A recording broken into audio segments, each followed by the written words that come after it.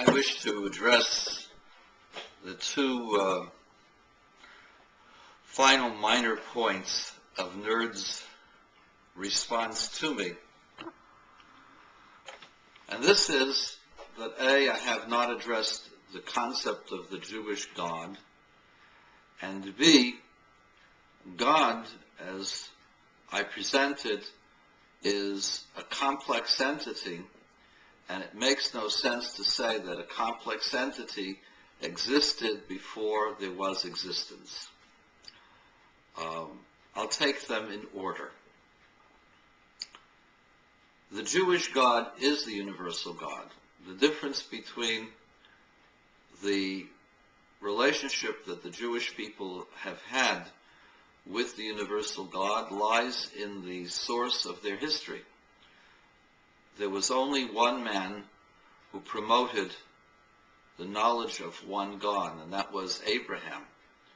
And his efforts were what brought mankind to knowing about the oneness of God.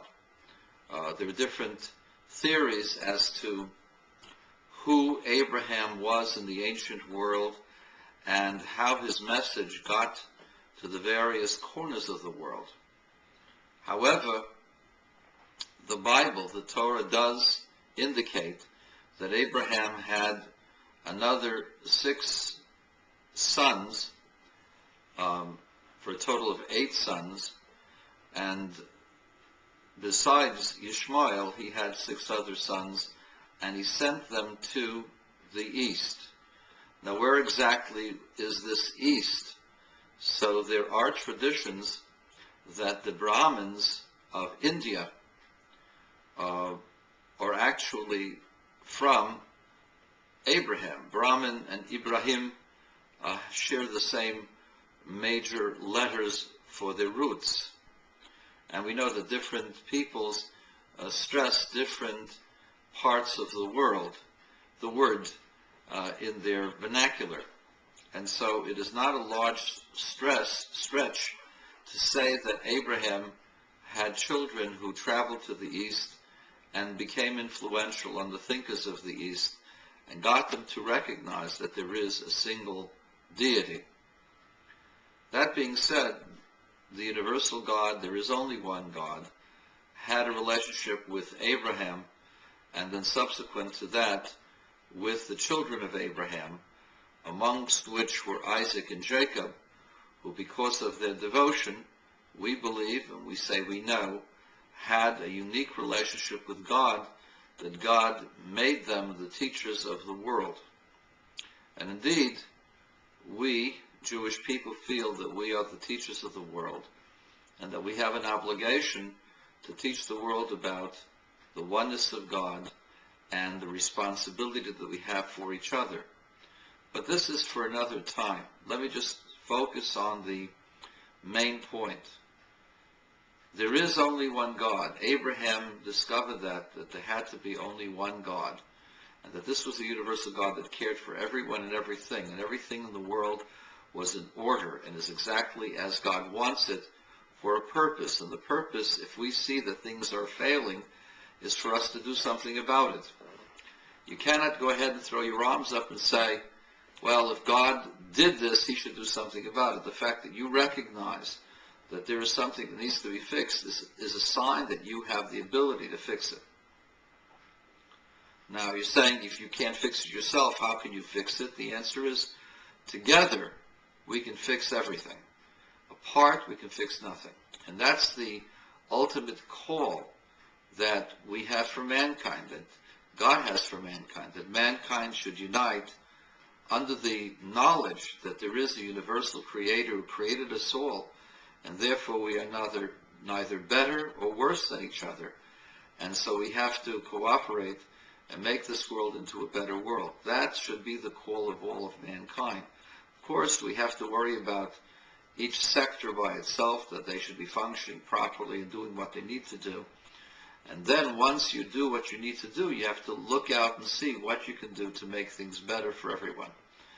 And that is the responsibility of nations and leaders of nations, how they get together and how they become one. Unfortunately, that is not been the call of the United Nations. The United Nations is subverted by people who are sectarians, who want only their brand to overcome and their brand to be followed. And they are primarily two-bit tyrants who care not for the people who they govern.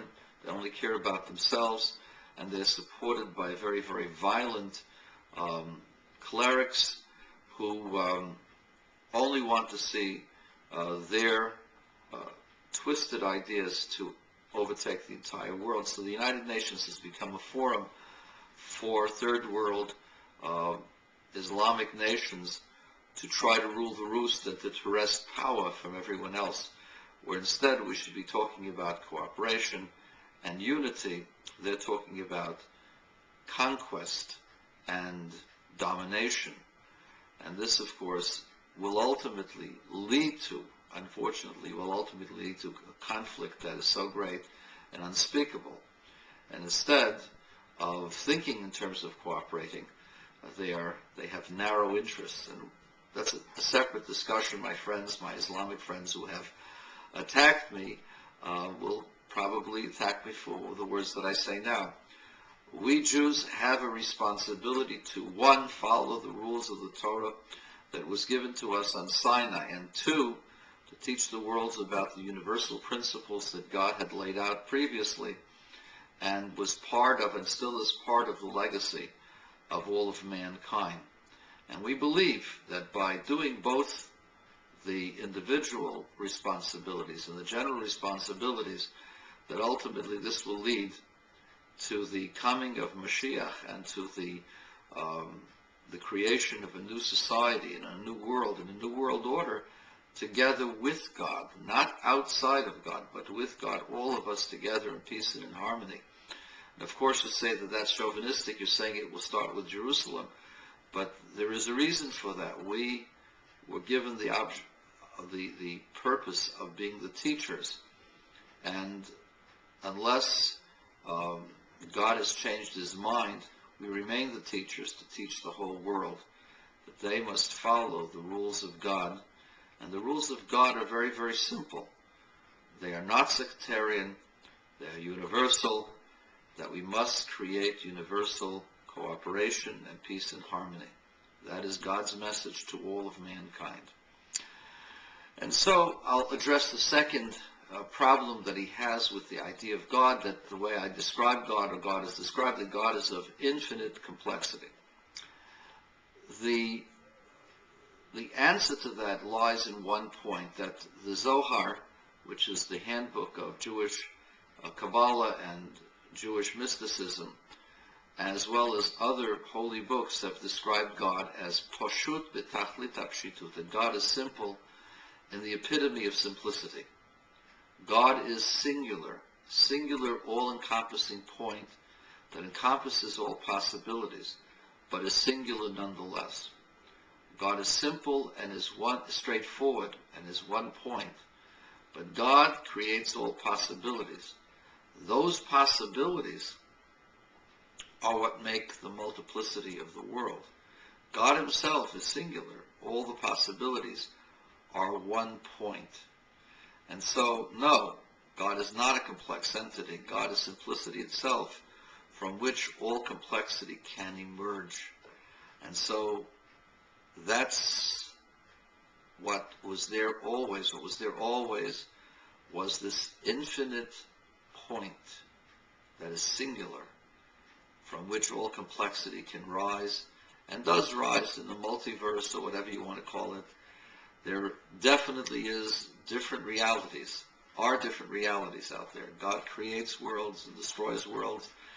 God is not bored, and God doesn't wait until he created us, but did create us with a purpose. And the purpose is to recognize the wondrousness of God's creation, how kind and how wonderful it is, and through that to learn to cooperate and be compassionate and kind, and to reach out and to be unified with everyone out there.